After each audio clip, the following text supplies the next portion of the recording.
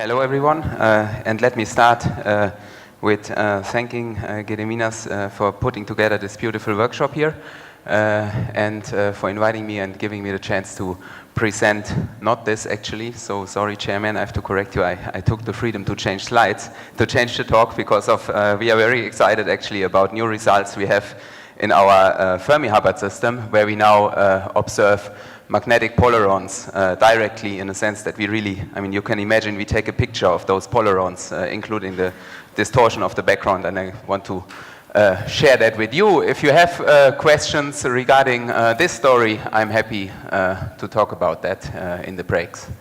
Okay, so it's about magnetic polarons in Fermi-Hubbard systems, and well, I have to show these motivational slides. Well, the Fermi-Hubbard model, besides being a very interesting toy model to study all kind of phenomena, well, ab initio, if you like, in strongly correlated many-body physics, also has this nice connection to solid-state physics, where it's believed to be well, an electronic toy model for the high TC cuprate materials.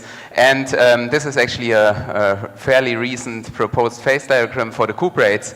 And the interesting region here that basically it poses many open questions is at these low temperatures at finite doping, and that shows you already actually that what is probably most interesting in the model is somehow to study the interplay between charges, that's the story of doping, and magnetic correlations that arise there, yeah? So, and that is basically where we tailored our experiment for.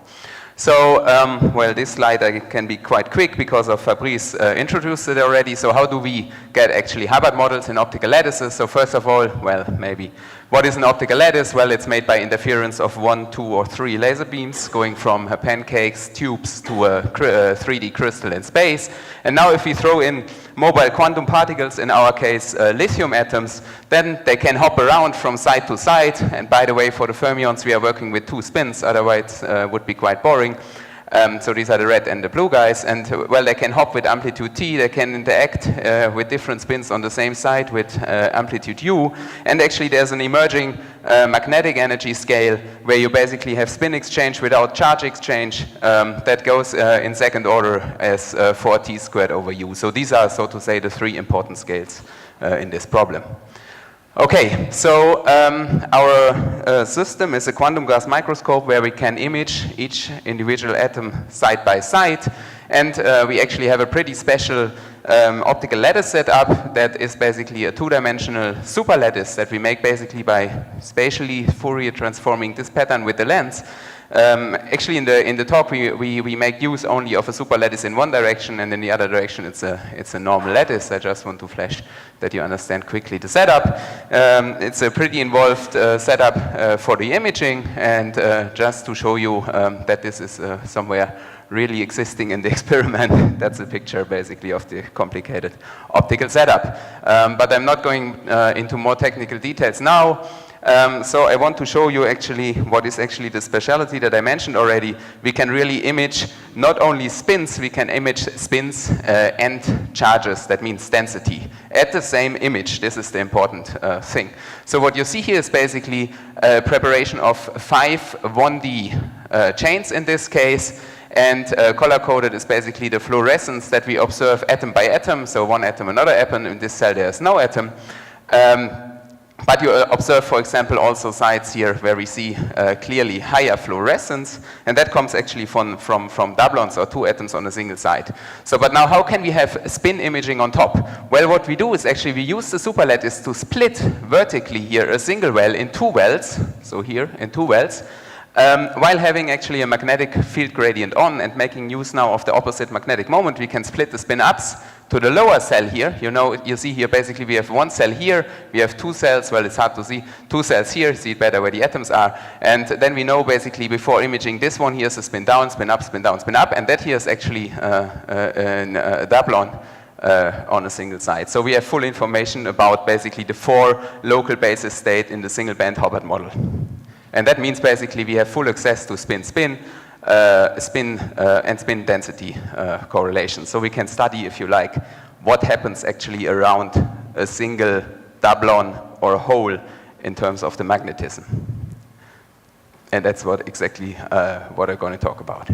So let's start simple and start in the 1D case. So what do we expect in the 1D case? So here's again the Hubbard model appearing something like 10 times on my slides. So let's see what happens. Let's focus on the charge sector. Let's say we have, let's say, a doublon or a hole in the system. What does the hole want to do to minimize its energy? Well, it wants to minimize kinetic energy. That means it wants to delocalize as much as possible. That's what I indicate by this basically continuous gray here everywhere. Now, if we look, treat these sectors as independent, what does the spin sector wants to do? Well, the Hubbard model actually in the unity filling case maps actually to a Heisenberg model. So an antiferromagnetic Heisenberg model, you see you have a positive sign here for the J. That means the spin sector actually wants to align antiferromagnetically through the chain. So now the question is, okay, let's ask the question, if I have now both together, what is actually the spin alignment around holes? And I give you two possibilities. So either we have around that hole antiferromagnetic spin alignment, or we have around that hole ferromagnetic spin alignment. By the way, if I would have here a spin, it's clearly this case. You see it's down, up, down, yes? So, but now, if this is a mobile hole, that means basically in the ground side I have to add a superposition of this hole being at all positions. And you see in the second case, if I move that hole by one side, it costs an energy J. While in the first case, you can just move that hole around, so it doesn't cost energy. So the lower energy state is clearly this case, and now again why I mentioned that is basically a case where, compared to the fully filled case, those two spins changed. And they are now anti-parallel, while otherwise they are parallel. So let's see if we can see this in the experiment. So we calculate exactly a correlator. Well, that's basically a standard the standard magnetic correlations that we see in the experiment. So you see basically at the distance of 1, the spins are anti-aligned, they become aligned, they are anti-aligned, aligned, and so on and so forth. So the standard tic-tac. And now let's look at what happens if we single out events where we have a hole. So we clearly see that the sign of the magnetic correlations around that hole spectacularly change, actually.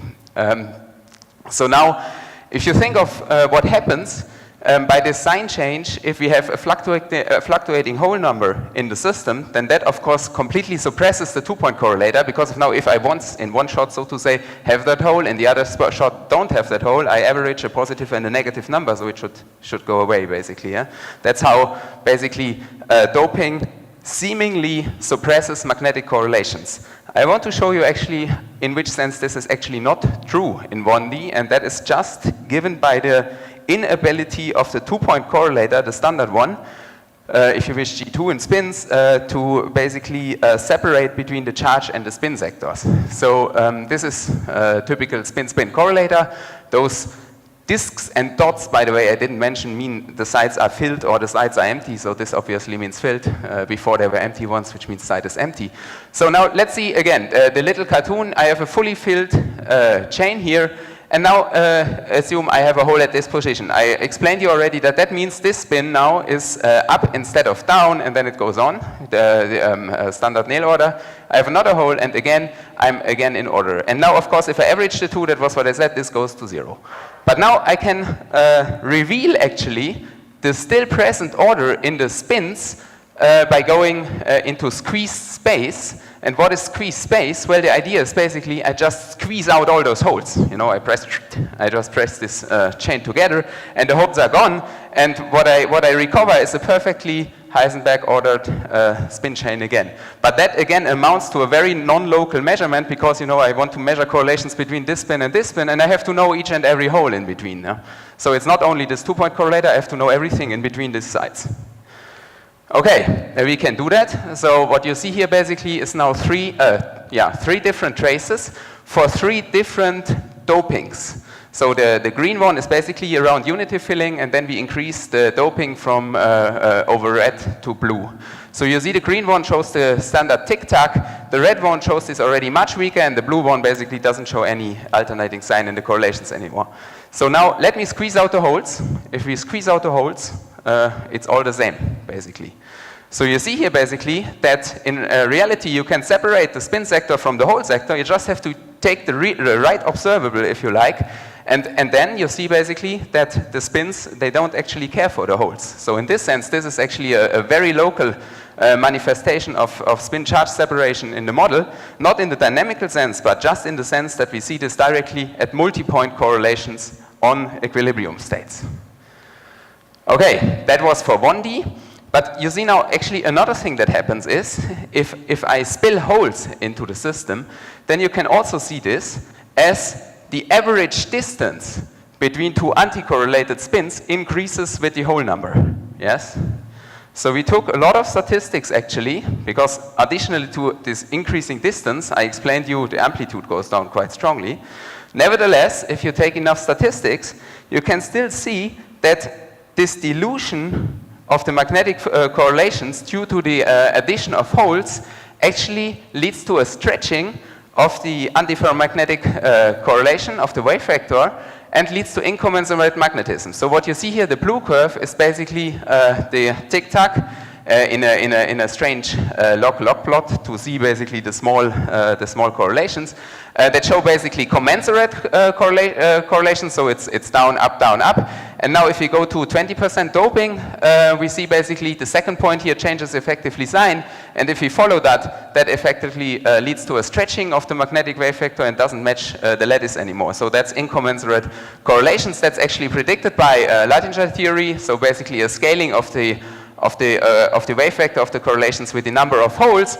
And well, in this color scale, I think you see it, we can make a Fourier transform of all those results versus density, and we really nicely see this linear wing going out here. So we can really directly see this incommensurate correlations. So this is all a 1D story.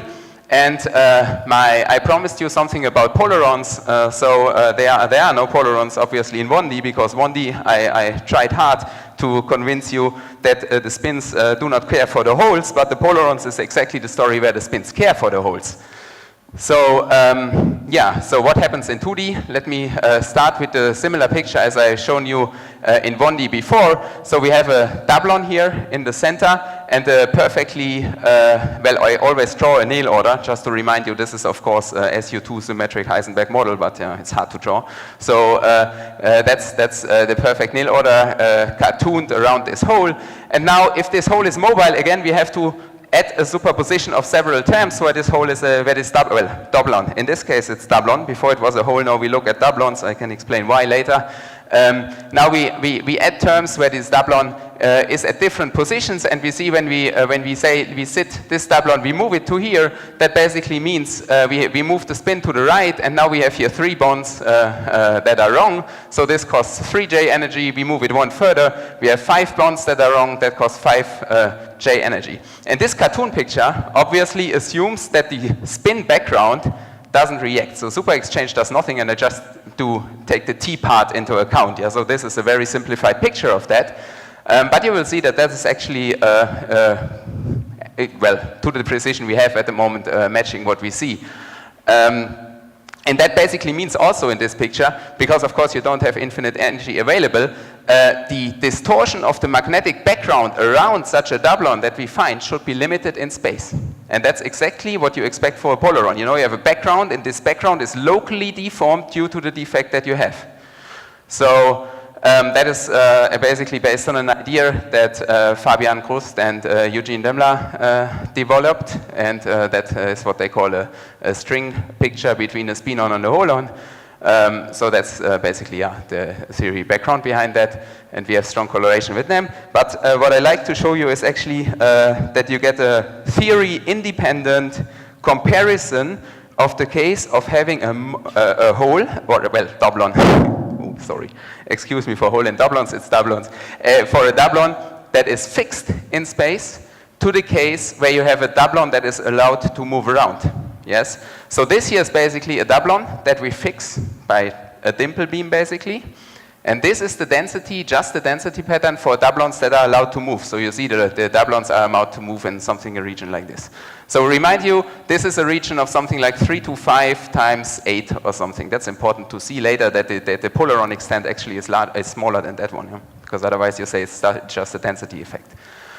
Okay, so this is what we see. So I have to explain these maps. Let me look at still some time.